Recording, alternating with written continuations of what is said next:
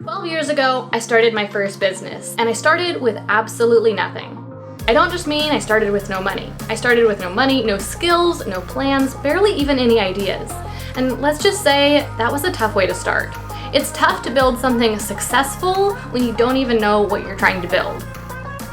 After working for myself for several years, I finally got around to coming up with a plan. It was messy, it took me forever to write, and honestly, not really that useful as a finished document.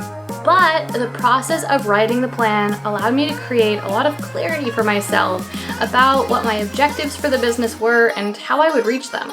Within the next 2 years, I had more than doubled the size of my business, hiring a staff of 12 people to run it for me and attracting hundreds of new customers. Since that time, I've written quite a few business plans, both for my own companies and for those of my clients. And at this point, I've developed a system to streamline the entire process, not only making it faster and simpler, but also way more useful in a really practical way. If you want to get your business organized and start strategically increasing your profits and growing towards your goals, then keep on watching. This business plan has 6 main sections, and I'd recommend that you start by scribbling your ideas for each on a separate blank piece of paper. Once you get your ideas worked out, you can create one cohesive document. The 6 pages of your business plan are 1. Overview, 2. Message, 3. Marketing, 4. Product, 5. Production and delivery, and finally 6. Goals. The first page of your business plan will be an overview. It's going to give a basic understanding of what your company does and the structure of your company. Now, you're seeing me write it down here in my sloppy, messy handwriting. However, I've typed up a nice, neat version for you to use for yourself. So if you want a copy of that, just check the description down below. It's completely free, and you can use it to write your own business plan. In that first overview page of your business plan, you want to include your business name, your company structure, the location where you do business, and also a brief description of exactly what your company actually does. The next piece of information for your company's overview is your company's mission. And this is really important because it's the driving force behind your business plan. It's what all your plans are focused towards achieving. And if you don't have a mission, it's like trying to make plans to reach a goal without having a goal. So make sure you don't skip this step. The final component of the overview page is your chart of accountability. Now, this chart describes who is accountable for which of the major tasks involved in running the business. And the 3 main areas of accountability in most businesses are marketing and sales, operations, and finances. The second page of your business plan will focus on outlining your company's message. It's really important, if you want your business to be successful, that you have a clear idea of what message you are working to communicate to your customers. Who are those customers? How do you fit into their lives? And how can you help them solve a problem that they're facing and create a result that they're looking for? As you can see here, the questions that you'll want to answer on this page of your business plan include: what problem does your company solve for your customers? What result does your company create for those customers? How does your company create those results? Who does your company serve? Why do you do what you do? Why should your customers choose you over your competition? And then finally, what is your company's step-by-step plan for creating those results for the customer, or what is your proprietary system? This both helps to answer the question, what sets you apart from your competition, and it also shows your customers how you're going to create those results that you're promising, which will give them much greater confidence in your ability to create the results. Okay, now let's move on and talk about the third page of your business plan. This page focuses on marketing and generating sales. First of all, you'll want to define your target market by their demographics and their psychographics. Demographics are attributes such as their age, their income, where they live, whereas psychographics have to do with their interests, their desires, and their fears. Here, you'll also want to include an estimated size of your target market, and even more important than that is where you have identified that you can find groups of those target customers. And here's a little big hint. If you haven't yet figured out where you can find groups of those customers, be it online or off, you're probably going to have trouble successfully marketing your product or service that you sell. So if you come to this part in the business plan and you don't know what to put here, you're probably going to want to do some research and make sure that this target customer that you have defined with the demographics and the psychographics is someone who you actually can find groups of, because if you can't find a group of them, them, then you might want to consider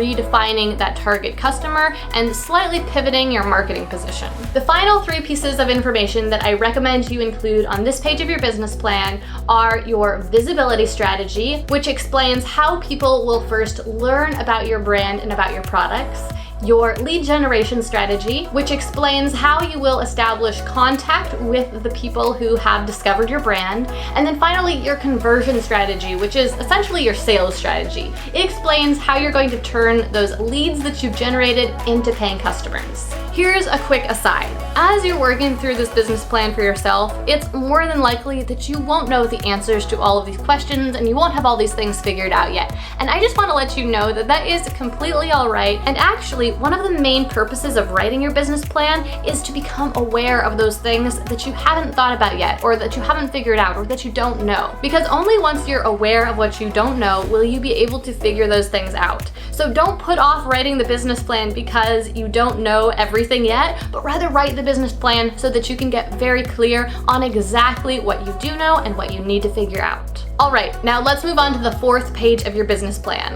This page describes the product or products that you sell. And just so we're clear here, a product could be a physical product or a digital product or a service, but I'm just using the term product in a general sense. On this page, I highly recommend that you choose just one product as your business's primary product. You might sell several different things, you might even sell hundreds of different things, but determine what your main product is that you're going to center your business's marketing message around, and really try to structure your business around selling. The reason that I recommend that you do this is that many different parts of your business development will be much easier if you do have one product that is the focus. On this page of the business plan, start by first of all identifying what that product is, and then describing the result that the product creates. And here's a little hint. What your company sells is really the result that the product creates, not the product itself. After describing the result, describe the impact that the product creates. This is different than the result itself. It's instead how the customer's life is affected by the result that the product creates. For example, if the product that you're selling physically is a vacuum cleaner, then the result that the product creates is clean floors, but the product's impact is that your prospect feels better about the state of their house, has a cleaner, healthier living environment, and perhaps feels more confident inviting company over. Once you've described those 3 things for your main product, you can move on to other products that your company sells, describing first of all what the product is, second, the result that it creates, and finally, the impact that it has on customers' lives. The 6th and final page of your business success plan has to do with your goals. Now, if you've looked at any examples of business plans in the past or read a guide on how to write a business plan, you might have seen a section that focused on projections. So sales projections or new customer acquisition projections or market share projections. And if you've tried to write a business plan in the past and you tried to write that section, you may have found it very difficult. And chances are that's because you're running a small business, or maybe you've just started your business. And it's really difficult to make accurate projections, or projections at all for that matter, if you don't have any data to base them on. And that's why I'd recommend that if you are just starting your company or you've only been in business for a couple of years, that instead of trying to create projections, you instead simply set goals. You can decide exactly how long you want to make your goals for, but a good place to start would be to set some 1-year goals and also some 5-year goals.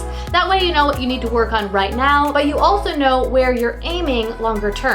For each time frame, you can set whatever goals you'd like. However, some that I might recommend are number of sales, total revenue, profit, impact in terms of the number of customers who you help or how wide you spread your message, and development, which could be the extent to which you've advanced the product that you create and offer, or to what extent you've built your company. And of course, when setting goals, it's always important to set specific, measurable goals and to set a deadline for when you're planning to reach them by.